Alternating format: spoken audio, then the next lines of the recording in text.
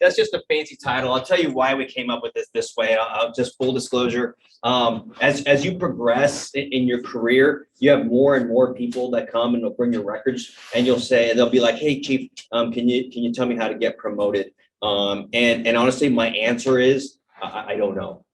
Right? I do not know. And anybody that tells you they do probably is just kind of guessing, to be honest with you. And what I will tell you is that you don't need a secret decoder ring to figure out what the Air Force wants in their leaders, right? It's not a secret, and I'm going to show you how it's not a secret and where we're telling you what you need to do, where we're telling you how you need to treat your folks, where we're going to tell you what we want you to capture in your records so that when it comes down to it, you become the leader that the Air Force wants you to be. And guess what? The Air Force now, more than ever, is doing a pretty good job of promoting good leaders, right? And that's what we eventually want. We want to make you the leader the Air Force wants you to be, because that's who we promote. All right. So without further ado, this is what we're going to talk about, right? I already told you about the presentation. I'm going to talk about what we value. I'm talking about synchronizing what we value. And then we're going to talk about, no kidding, how we want to see it in your records, right? We're going to talk about the whole person concept, because you're going to see that a lot. You're going to see the term whole person concept a lot. And then I'm going to share about my experience sitting on a chief board, sitting on a senior master sergeant board, sitting on a supplemental board, and sitting on the enlistment development team panels, because those run very similar to a promotion board. So full disclosure, I have never sat on a services board. I've sat on medical, I've sat on operations, and I've sat on maintenance. So I'm not saying they're any different. I just want to make sure that I'm transparent as when I talk about that's where my experience is. All right, fair? All right, awesome. Oh, I already broke it. All right, so that's who I am. We talked about my experience. The reason I don't like pictures of myself, but the reason I put those up there is I don't want you guys to think I'm just a loser who likes to look at and talk about records and bullets and EPRs and decorations. If I wasn't here, I'd probably be out running or sucking at golf or working on my car or cooking. And because there's things I like to do other than just sit here and talk to you about your EPRs and your decorations and give PowerPoint presentations, right? I promise I have a life, right? Awesome. Okay. Like I talked about, I've sat on chief boards, senior master sergeant boards. I've sat on EDTs. Obviously central VTZ boards, those are we do here. And then before I was here, I was the CA liaison to General Goldfein at HAF. So that's my experience. Again, not touting my records. I just want you to know that's what you're getting when you get this presentation. All right. All right. So here's the first slide, the busy one, right? I'll tell you, we were using this slide, and anybody that's seen us talking about this, we've been using this now for years. And it just so happens that the Air Force has now used this enterprise perspective as our foundation. This is now what you will actually see when we talk about ALQs and AOQs and feedback and decorations. And when you talk about EPRs, this is no kidding what the Air Force is saying we want to see in your records. This is what we want from our leaders, right? And if you look at this, and if you look at the officer version of this enterprise perspective, it's almost identical. So what the Air Force is telling us now is a leader is a leader is a leader, right? That's what they're telling us now. And everything you do in your major performance, that we're going to judge how you do well in executing the mission, leading people, managing resources, and improving the unit, right? We talk about notional alignment a lot. Here's my take on that. Any one of these can apply to our major performance areas, right? You can take mentorship and talk about executing the mission. You can talk about force development and improving the unit. Everything is about making people and ourselves and our organizations the best version of itself it can possibly be. Okay. We're going to talk about character and competence. What do I mean by that, right? Those are just adjectives. Character and competence means this. This is how I like to explain it. To be a good colleague / member of an organization, you need to have a good work ethic, right? You need to have a good personality, and you need to be intelligent. If you're just at the membership level, you could probably be weak in one of those areas. And if you're strong in the other two, you're probably still going to be pretty successful, right? But when it comes to leading an organization, when it comes to, no kidding, being a successful leader, you need to be strong in all three. You need to have work ethic, you need to have good personality, and you need to be intelligent, right? Folks, I can't do anything about your work ethic. If you're somebody that comes in at 10 o'clock and leaves at 1:30 and takes a 2.5 hour lunch in between, I can give you some feedback and say, hey, you're kind of sucking at this, but there's not really anything I can physically do to make you improve your work ethic, right? I can basically tell you you're not meeting the standard, but that's about it, right? When it comes to personality, right?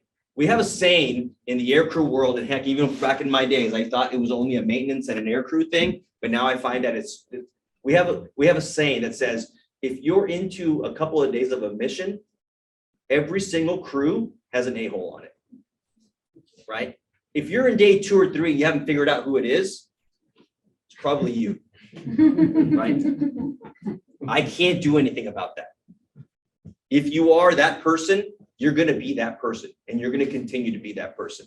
We can tell you you're that person, but only you can change that. Intelligence, I can give you this. I can tell you what the Air Force wants you to be smart at. I can give you what everybody thinks is the secret decoder ring and show you how you don't need one. I can do that for you. And this is it right here, right? Reinforcing and incentivizing the right qualities. That's huge, right? And everything is to support the ultimate mission of your organization. Don't ever forget that, right? What are you making better? What are you making better? And are you capturing that, right? And then all of it falls down here, right? Into our core values. All of it is the foundation of what we do. We all have our personal values, and more often than not, our personal values sometimes interfere with the core values. I get that, right? We all have spouses, we all have kids, we all have families, and lots of times our priorities are tugged in multiple directions. It'd be silly to say we can't sit here and tell people family is important and then not really take that to heart. Family is important. Your personal values are important to me, right? But eventually we have to get back down here to the foundation of what makes our organizations great. Okay? All right, so we kind of harped on that one a little bit. We'll come back to that again, but this is synchronizing everything. This is bringing it all together, right? Where do we get what we value, right? And it's right here, the little brown book that everybody calls it, right? 2618. Is everybody aware that that's going through a major rewrite right now? I mean, supposedly they're getting the little blue book and they're getting the little brown book and they're merging them together and they're calling it the purple book, which I don't know because red and blue makes purple. So this is more like a brownish blue book. All right, that's what we're going to get. But I'm going to talk about where we are right now, and we're going to talk about communication, interpreting, and making sure we get information to our individuals, and we'll talk about that a little bit more. But this is where we are right now, right? This is where we get what we value. This is where we get managing resources, executing the mission, leading people, and improving the unit, right? And then we assess what we value, and that's feedback. And that's where more often than not, we break what is the cornerstone of success. More often than not, the first time we give feedback is because somebody didn't meet the standard, right? Feedback, if I ask anybody, hey, when is feedback required? 60 days after supervision, then half time between that and first EPR is due, right? You're right, that's what it says. But feedback is a living, breathing thing. You complete a project, feedback. You accomplish a task, feedback. You complete some training, feedback. Let the members know where they stand, right? We all hear the term, call the ugly baby ugly, right? And I say this a lot. We probably have the largest maternity ward in the Air Force over here at David Grant. And I guarantee you, every time 20 babies are born, there's probably about 4 or 5 ugly ones, right? And I'll say you right now, my son, I tell him all the time, he was not an attractive baby. He was not. Thank God he grew out of it, but he was not an attractive baby. He came with like lumpy face and hair, some here and none over here. I mean, it was bad. I was like, oh man, this is going to be bad. But we can help. The good thing here is we can help the ugly babies. We really can, right? And it's by giving them feedback. Folks, continue to give feedback. Like I said earlier, the first time we do it is because somebody got in trouble, didn't meet the standard, and guess what? They were already on the downslope of the vector we needed them to be on. Give them feedback early and often and continue to do it. All right, does that make sense? All right, good. And then we measure what we value, right? And that's in our list of performance reports. The magical EPR, right? Create that mechanism and be honest again, right? I'm a big advocate of the new evaluation system. I really am. And I know we haven't fixed it. Folks, I know we haven't fixed it. We have a long way to go, but I'll tell you, from 2012, 2013, for those of you who were around then, I'll tell you what, we took a giant step in the right direction and we're continuing to tweak it, right? We're continuing to make sure we get those adjustments. Here's what we have to understand. And I don't care if you're in the Air Force, if you work for Google, for Tesla, for Apple, anybody that is any sort of human resources expert will tell you there is no evaluation system that is 100% effective. It doesn't exist. So if you're looking for the perfect evaluation system, you're not going to find it here because guess what? It's not available. But any evaluation system is only going to be as good as we make it. And we is us. Because like it or not, if you guys are here in this room, you are now they. Right? You are they. When somebody says because they said so, they're talking about you now. That's who they're referring to. So you better be willing to live with that consequence. All right. And then we have that magical board charge, right? That is our reward. And again, it's not a secret. 3 clicks and you can find that board charge. 3 clicks of your mouse, well, after you log on to my first, right? 3 clicks of that mouse and you can get that board charge, whether you're going for master sergeant, senior, or chief. You can get that board charge, right? And as I'm sitting on a board and getting ready to go up and judge these records and give a score to them, guess what? I have to read that board charge, I have to sign it, and I have to understand what it is the Chief of Staff of the Air Force wants in its leaders. All right? Any questions so far? There's going to be room for discussion at the end, but if you guys have something you guys want to talk about or that I'm not being clear about, please feel free to just jump right in. All right? Okay, so here's probably why you guys are here. Where should I focus my attention?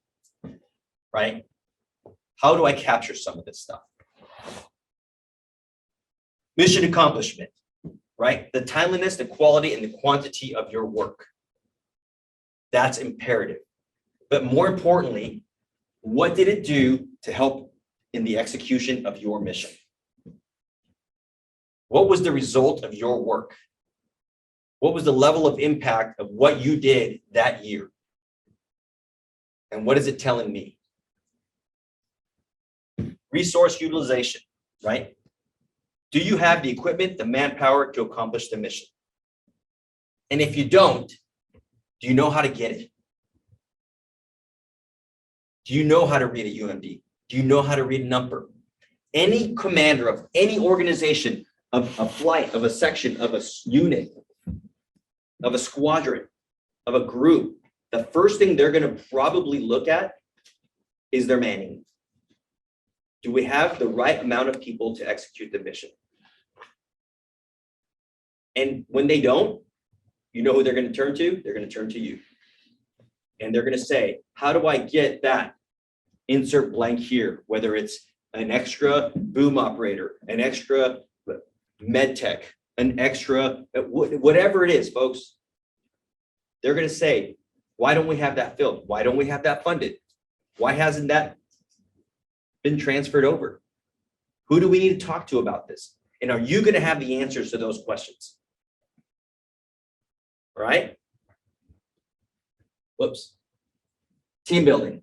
Do you know how to build a team? First of all, right? Do you know what it takes to build a team? Do you know how to get your team to innovate? Do you know how to give your team initiative? Are you able to give your team initiative? And do you know how to motivate your team? And again, I want to see what the level of result of your team's actions were. Were they at the flight level? Were they at the squadron level? Were they at the group level, the wing level? Did they fix something AMC wide or Air Force wide? I want to know that. I want to know that. And you need to capture that. Make sure you're taking it to that correct level and displaying it. All right. Mentorship. That says responsible for your airmen, but it's caring for your airmen. But more importantly, it's caring for my airmen as well. Right? Because everybody will sit here and say, well, I take care of my airmen. That's cool. What are you doing for my airmen? Are you teaching them how to be good NCOs? Are you teaching them how to be good senior NCOs? Are you teaching them how to lead? Right? Are you teaching them how to be good leaders? Because that's what we're all here for. We are all here for that. Now more than ever, we are not a force of 750,000 people. Right? Does anybody know off the top of their head how big we are right now? We're probably right at about 332-ish. Right? So and I'll tell you what, you'll never hear from me. When I'm a retired guy with 44 pins in my hat and you see me out at the commissary at the BX, I'm never going to tell you we were better off in my time. Because we weren't. You guys are taking us to the next level. And this next generation of airmen are going to take us even farther. Right? Because of the challenges they have already witnessed, the challenges they have already conquered, and the obstacles they've already had to annihilate because of my generation not having gotten rid of them. So you will never hear me say that I was better than you guys. You will never hear me say that. And I mean it. All right. All right. This thing's messing with me, so I don't. So like 3 things are going to come up now.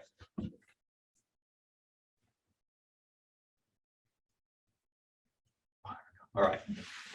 This one's a big one, folks. This one's a big one. This says listening, reading, speaking, and writing. All super important. And if I could highlight something, this is the one I would be highlighting right now. This is the one I would be highlighting.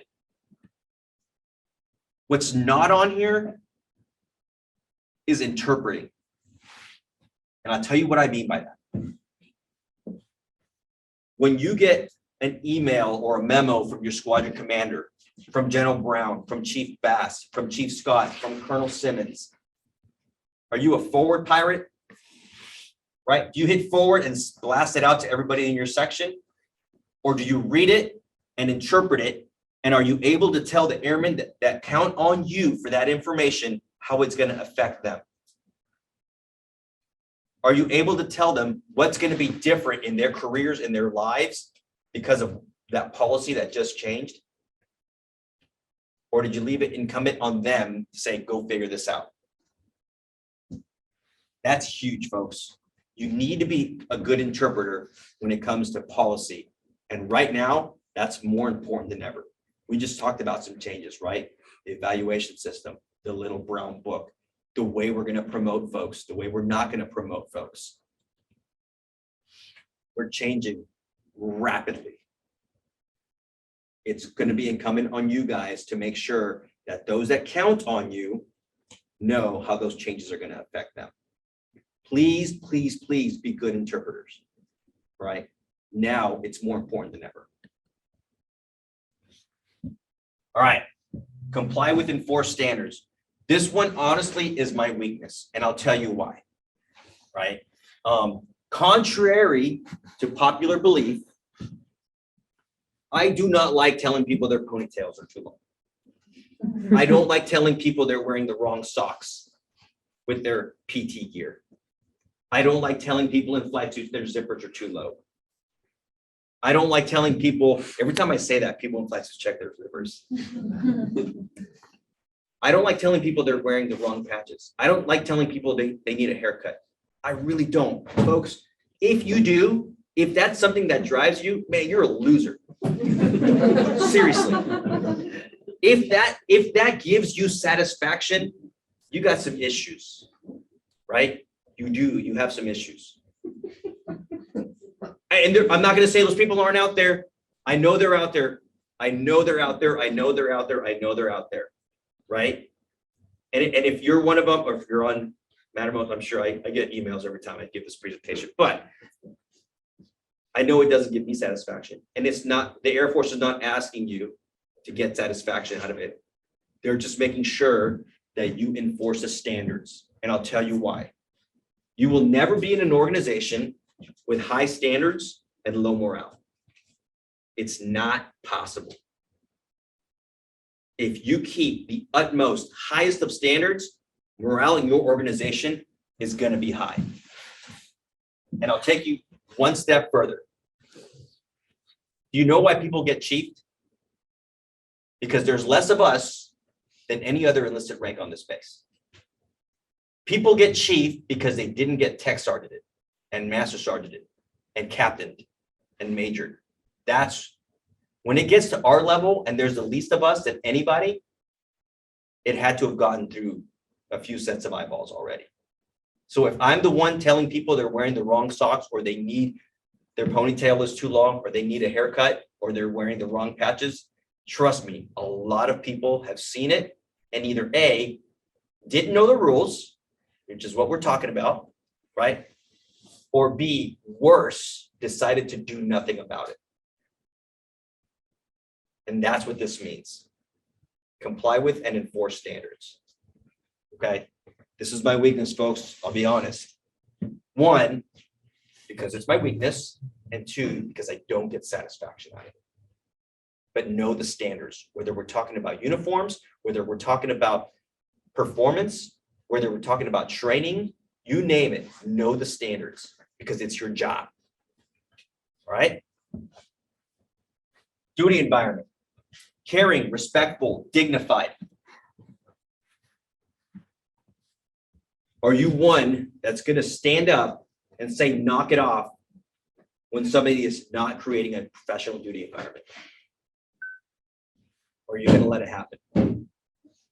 Are you going to be the one that tells somebody, knock it off when you hear an inappropriate joke, when you hear an inappropriate comment, when you see an inappropriate gesture,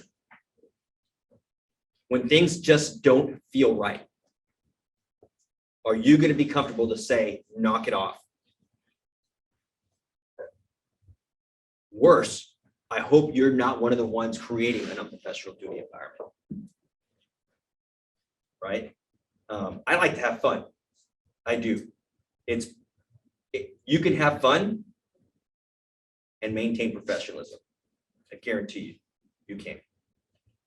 All right? Training. This is as important for you as it is for your subordinates. Are you upgrading the folks that you need to? Are you upgrading yourself?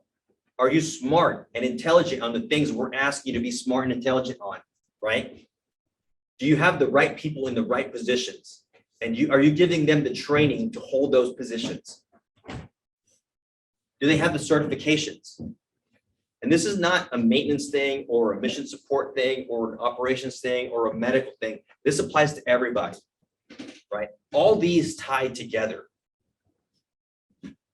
This is what the Air Force is asking of you guys, right?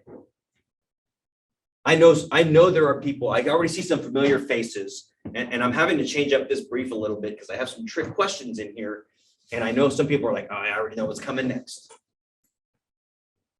Who has seen this before, broken down just like this? Yeah, a couple of you. Yeah. Right. You have all seen it. Every single one of you in here has seen it. At least once. I know because it's got your signature on it. That is where I got that from. That is the section 3 of your EPR. This is an Air Force Form 911, but your 910 is very similar to this. All right. I'll even take it a step further. We just talked about 8 sections, and I'm done, so I couldn't figure out how to highlight on PDF here. So we're talking about 8 sections. If I gave you that next section, how many bullets do you think we're asking of you right there? We're asking for 8. There's 8 bullets required in that next section. It's not a secret. All right. We're not going to issue that magic decoder ring like I talked about when you leave here. It's not a secret, folks. It's really not. I'm going to take it even a step further. Here's that board charge, right? I got this right off my purse. This is what, now granted, this whole thing is about 7 pages long, the board charge. I cut this paragraph off because it's probably what talks about the most important stuff, right? A lot of it is legal mumbo jumbo, and it says the same thing over and over again. But look at what it's talking about, right? In determining the best qualified for promotion, they're telling us right there, as a board member, they're telling you, hey, stop what you're doing. We're about to tell you who needs to get promoted. Okay? The whole person concept, right? And everything else, when everybody else talks about, oh, did you do this? Did you do this? Are you in a private org? I'm not saying none of that is not important. But look what it says right here. Job performance is the most important. Right. What you need to understand is as you progress and as you become a leader, your job is more encompassing, right? So it is important for you to know this stuff, not just for yourself, but for everybody who counts on you to know it. Evaluate the potential to serve in the next higher grade. That's an easy one, and I'll talk a little bit more about that in a little bit. But if you're already acting like a master sergeant and you're a tech sergeant, guess what I'm going to do? I'm going to say we probably need to make him or her a master sergeant, right? This is not a secret. All right, back to synchronizing what we value. I'm going to touch on this a little bit.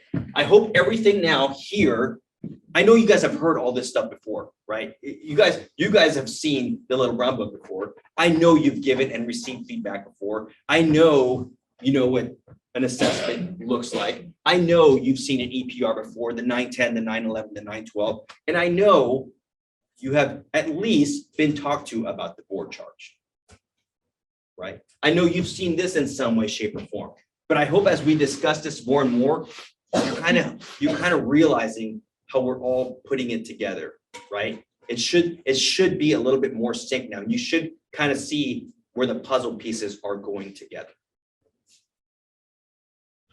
And here's where I'll tell you everything I'm about to talk to is my personal experience, right? And if you want to ask questions, you're free to ask questions. I will answer to the best of my ability without breaking the rules. Okay, is that fair? All right, so whatever I can give you as information, I will give you right now. All right, because again, it's not a secret. Okay, so here's how I evaluated the whole person concept. And I'll tell you, this was probably the norm. Anybody that's kind of sat on a board will tell you they probably use these techniques in some way, shape, or form. Okay. Now, I'm going to caveat this with the next comment. You have somewhere between 2.5 to 3.5 minutes to review a record. okay? And I'll tell you my personal experience. I'm sitting here chugging along, and in my mind, I'm thinking, dang, I'm doing great, right? I'm using eBoss and I'm just chugging right along. I'm like, man, I'm chugging along. We're going to take an early lunch. I'll be out of here by Thursday. And then you have this teeny tiny staff sergeant, Sergeant Jenkins, right? And I'm not a big dude. And she came out to about my chin. She was mean, right? She comes in and she's like, okay, you should be on record about 55 right now. And I look at my little counter up top and I'm on 23. And I'm like, okay, I need to get it together. Right? So here's what Chief Master Sergeant Fierro was looking for. Right? Did I go? So, all right. So we'll go over these responsibilities really quick, only because you're going to see some repetition here. Right? So before we go into the whole person concept, I want you guys to see this repetition, right? Excellence, professionalism, pride, competence, a role model, right? For all airmen to emulate. What am I saying there, right? Because if you look at it, again, it talks about mission success. When I say emulate, I mean, when I'm talking to that next generation of airmen, I'm looking at Sergeant Christensen over here and I'm saying, hey, I want you to be just like her. All right. I need to be able to say that about you if I'm going to say you are the epitome of whole person concept, right? Professional relationship, effective leadership teams. That's not the first time you've heard that, right? Again, this is right out of the handbook. Detect and correct unsafe and irresponsible behaviors. Recognize and reward airmen who meet these behaviors, right? A few adjectives are a little bit different, right? Some synonyms were used in there, but you're seeing repetition. Right? Translate, interpret, right? Leader's direction into specific tasks and responsibilities. How is it going to affect them? Interpret, interpret, interpret, right? And use your personal experiences. It's okay to let people learn from your mistakes. It's going to make them geniuses, right? People that learn from their mistakes are going to be pretty smart. People that learn from others' mistakes will be geniuses.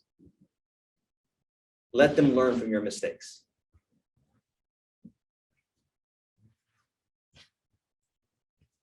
Okay. Make sure people know the challenges facing your organization, right? What are the obstacles that are going to pop up? Know them. You guys are messing with this clicker. I know it. You guys are laughing at me. All right. Resources. Again, not the first time you're seeing that. Effective and efficient, right? Managing requirements and capabilities, innovation, and process improvement. Are you familiar with what your organization is going to need? And does it have the resources required to execute that mission?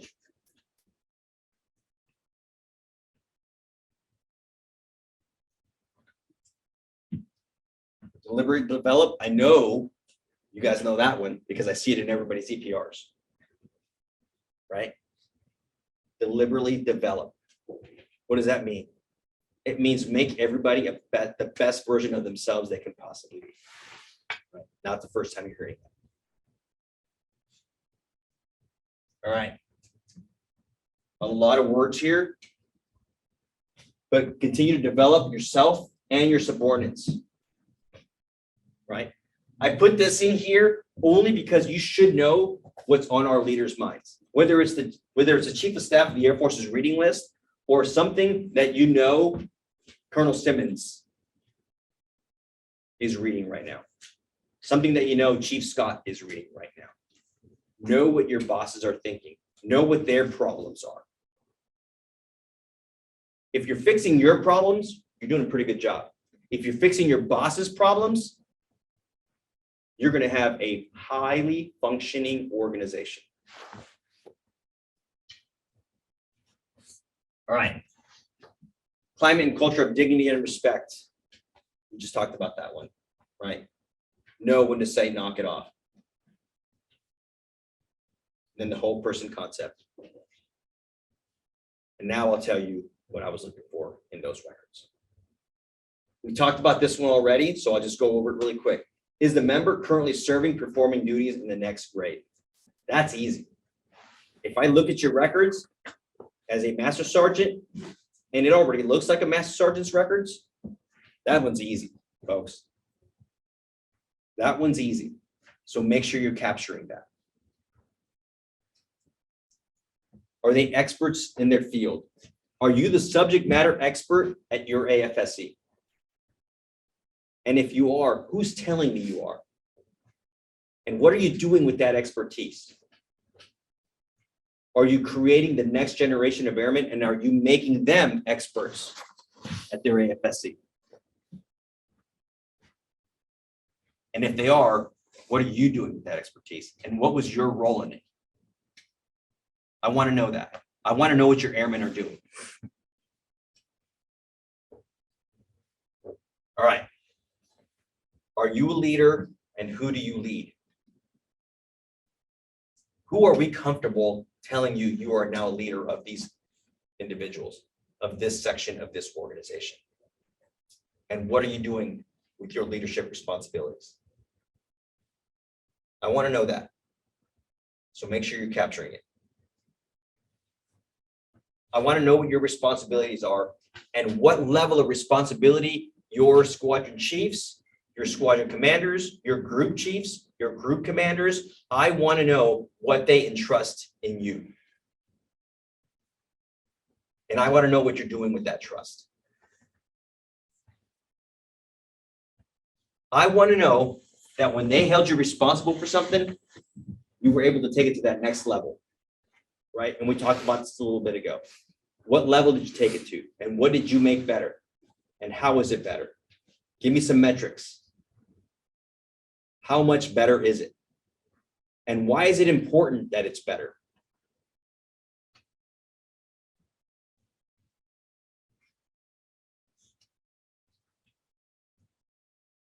I swear I know how to use a clicker. All right. Do you have breadth of experience? What do I mean by that? What do I mean by breadth of experience? Have you stepped outside of your comfort zone? Right? Have you done a DSD? If you did, when did you do it?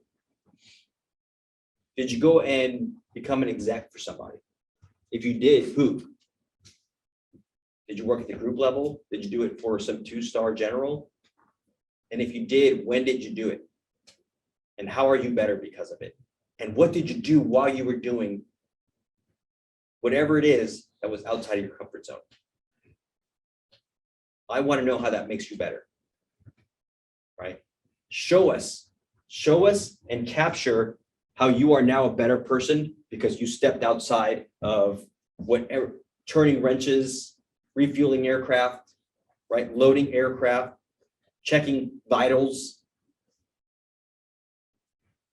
How are you better because of the breadth of experience we've provided you, and you have decided to step outside of that comfort zone, even though it was outside of your comfort zone.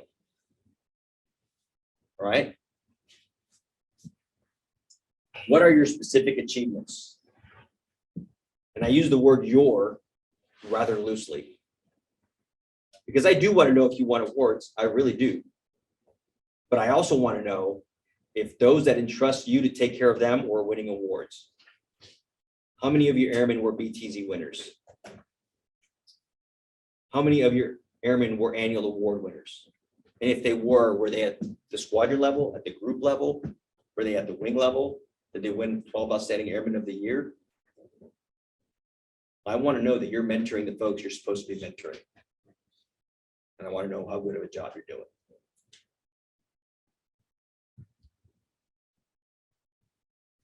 Have you pursued to better develop? Not just yourself, all those around you. Have you done the best job of being the best version of yourself you can be and making everybody else around you the best version of themselves they can be? Right? That's what I want to know. And how did you do it? And how is your organization better because of the development you provided to your airmen. I want to know that. Right? Here's a big one. I want to know what type of network you've built.